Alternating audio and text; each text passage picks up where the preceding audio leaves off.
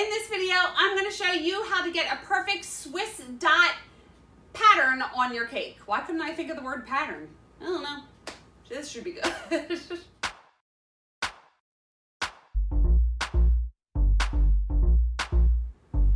Hi, it's Karolyn. I am back with another video. And if this is your first time here, welcome to my channel. And if you want to see the different tips and tricks and ways that I bake and decorate cakes, then hit the subscribe button and the bell notification so you can get notified of when I release a new video. So like I said earlier, I'm going to show you how to get a pretty Swiss dot, like little polka dot pattern on the side of your cake. I posted a video a week ago on how I cover a fondant cake board, and somebody asked me how I did the pattern, and I just wanted to do a quick video on that.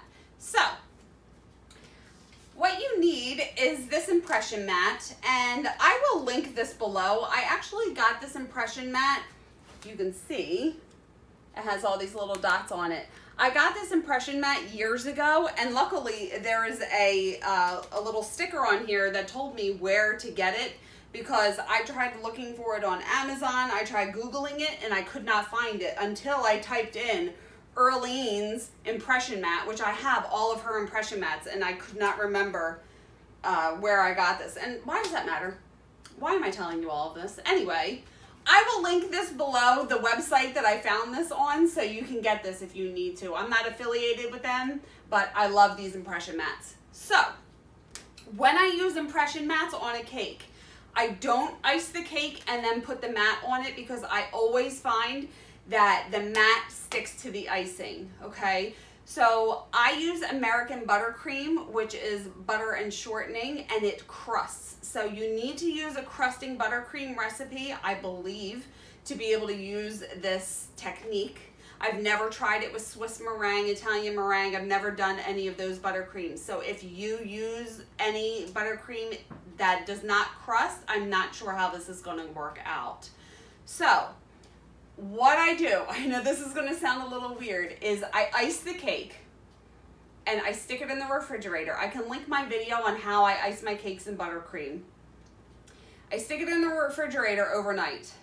Then I take it out of the refrigerator, let the cake warm up a little bit and come to room temperature so the icing softens, and then I'm going to use the impression mat, okay? So what you want to do, you want to have your cake fully iced. If you put it in the refrigerator, take it out, let it come to room temperature for about 45 minutes, and then grab your mat and we will continue. That was a lot for my intro, but it was necessary. Okay, so what you're gonna need is a turntable. I actually got this on like eBay or something about 20 years ago, so I'm not sure where you could get something like this. However, I can link another turntable that I use below. And what I always do, I put a piece of non-skid, this is shelf liner, non-skid pad. I put that on my turntable and then put the cake on top of that. That way, when you're pressing the mat onto the cake, it's not going to move. I want to show you something real quick that I just noticed, and I don't even know if you could see it. There is some condensation on the side of this cake. So I took it out, there it is.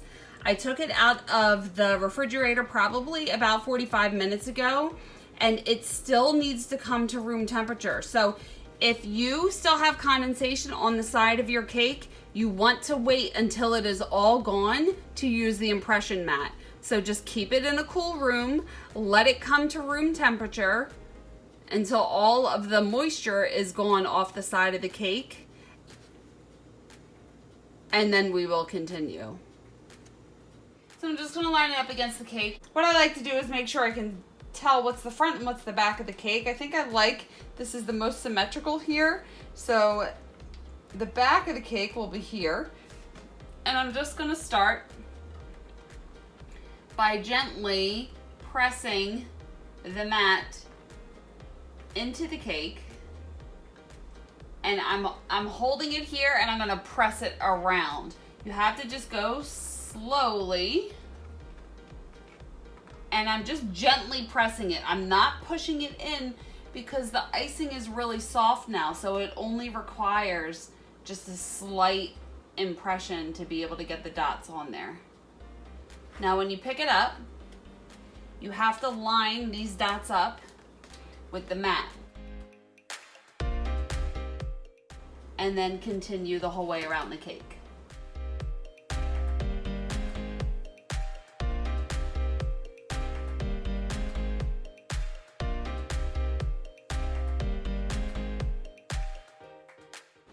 And then in the back, that's why you always have a front and a back to the cake, so the pattern isn't going to match up exactly. And this will just be the very back of the cake. So now I have the icing that I want to put on here, and I have a number 4 tip in an icing bag, and I'm just going to pipe little dots all the way around this tier. I usually have like a paper towel handy that I can keep wiping. That was my foot on the floor. So I can keep wiping the tip off as it becomes a little dirty. So just gently squeezing and basically filling in the hole with the dots. As you pull away, there's going to be a little point there, and we are going to fix those points after I'm finished the whole thing. So you're squeezing and then stop squeezing and let go. Squeeze, stop, and pull away the whole way around.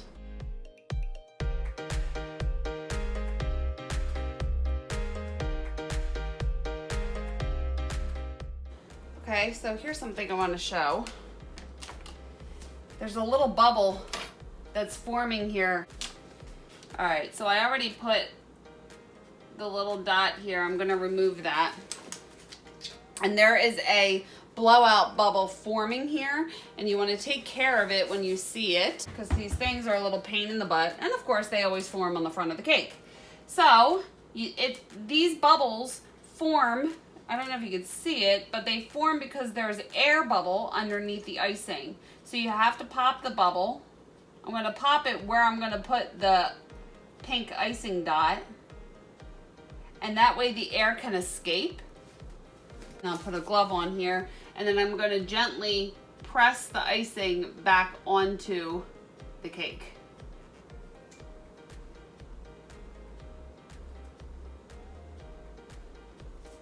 So you have to get rid of that air underneath. Then it's a little messed up down here. I am going to put a border down here so you won't really be able to see it, but I'm just going to take my little spatula here, or it's a palette knife, and just scrape off the excess to make it a little more uniform.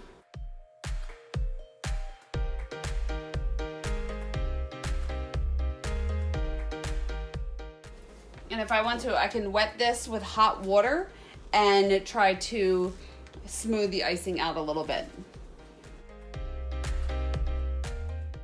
But the border around the bottom should hide that. But I just wanted to show how you can fix a little blowout bubble. And then continue.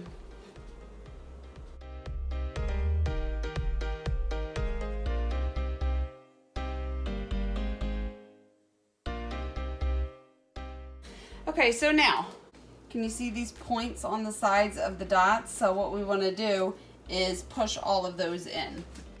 All right. So there are 2 ways to do this. I have gloves on.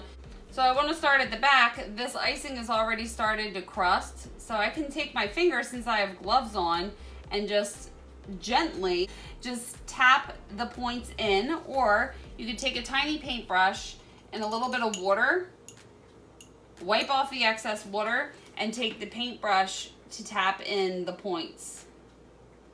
So this process is kind of a pain in the butt. It's going to add some time to your cake decorating, but it looks so much better when you press all the points down rather than leaving them stick out.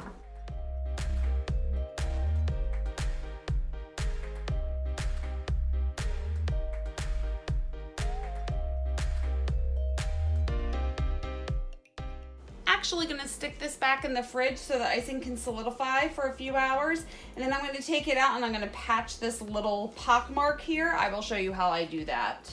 I put a border on this and I took it off, and I'm going to do something different on the bottom. So all of this is going to be covered, but I said I would show you how to fix the pock mark, so I'm going to do it anyway.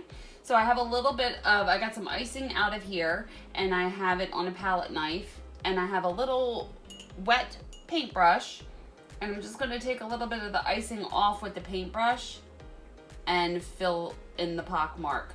So this cake is fresh out of the refrigerator, so the icing is solid. I don't like to fix any imperfections in the buttercream unless the cake is cold, because it's much easier and you're not going to mess up the icing around it. So I filled in the hole and now I'm just dipping the paintbrush in the water and kind of smoothing it out with the paintbrush, and then that pock mark in the buttercream is gone. But I'm going to put a thicker border around here, so I'm going to have to take off some of the dots and fix this. But there is how you get your pretty Swiss dots on the side of your cake. So here you go. Here is your cake with your cute little perfect Swiss dots on it. I did redo the bottom because I just didn't like how it looked, so I put on a thicker border and put her name down there. I just, just didn't like what I was doing, so I switched it up. I'm going to put this down. When I use impression mats, I always do the whole process of icing the cake in buttercream, putting it in the fridge, taking it out, letting it get to room temperature, and then using the impression mat. I know it's really extra to do it that way, but that is the one way that I have been able to do it where the icing does not stick to the impression mat.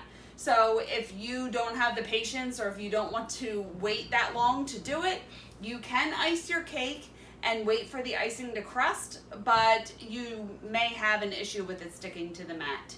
So there's just a quick little video on how to get those pretty polka dots on your cake. You can use any impression mat. I really do like the ones from Karolyn's. I don't know if she makes them anymore because I really couldn't find them anywhere, but I will link the website where I found them below so you can get that.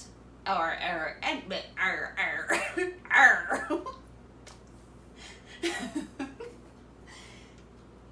will link the website where I found the impression mats below so you can purchase them. There's diamond ones, there's a line impression mat, and there's the Swiss dots impression mats. I have all of them. So I really can't think of anything else to say about this. If you have any questions, leave them below. I will get back to you as soon as I can. And please follow me on social media. I am on Facebook and Instagram, and I have my website. I will link all of that below. Thank you